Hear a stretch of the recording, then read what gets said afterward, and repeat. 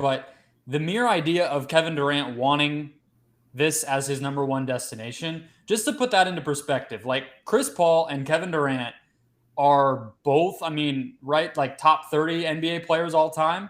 Yeah. And Devin Booker was a special enough dude on the court as a competitor, as a teammate, to get two top 30 players in the history of the freaking NBA to want to come play with him. Like, I don't think that part is quite sinking in for people. Like, we all watched in 2017 when he was chucking up shots around Jimmer Fredette and Isaiah Kanan, and we were all kind of like, this dude is special, but to be able to have that much pull around the league where those caliber of players directly want to be with you, not they end up there and they choose to stay or whatever, like they want to upend their entire careers to come do that.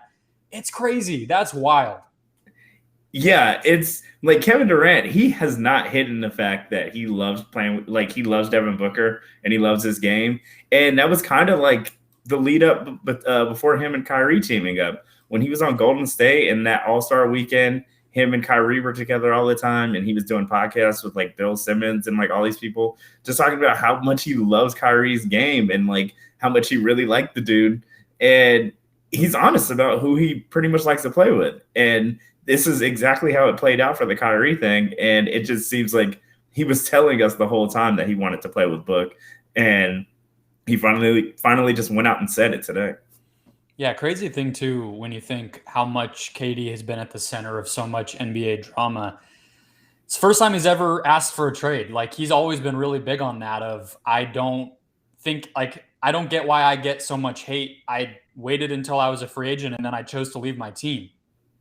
Can't say that anymore, I guess. But the fact that he chose Book, like you said, he was telling us the whole time, and it's not a surprise that those guys would have would be in sync that way. Like Kyrie Book is. I think I wrote something a while ago actually when Kyrie was one of the first things I ever wrote that I was like, that was pretty cool of Kyrie, like Book being the next Kyrie. I think it was when LeBron went there, and I was like, this is kind of similar type of thing. I don't know where he'll end up grading out, how we see either of those guys head to head in their NBA careers when it's all said and done. But there's always that guy in these super team situations, like Paul Pierce, Dwayne Wade. You could say Paul George. You would say Kyrie Irving kind of twice.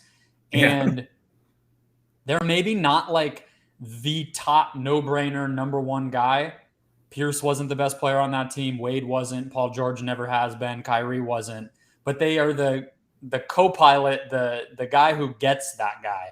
And Book, it seems like he is that. And I mean, I guess that's always how it was going to happen, because you have a cheap owner and you have a market that hasn't always been like the most desirable. They haven't had like those huge free agency opportunities. So it was probably going to have to be trades. And I guess that was what it took. You get that guy in the door and the rest of it follows.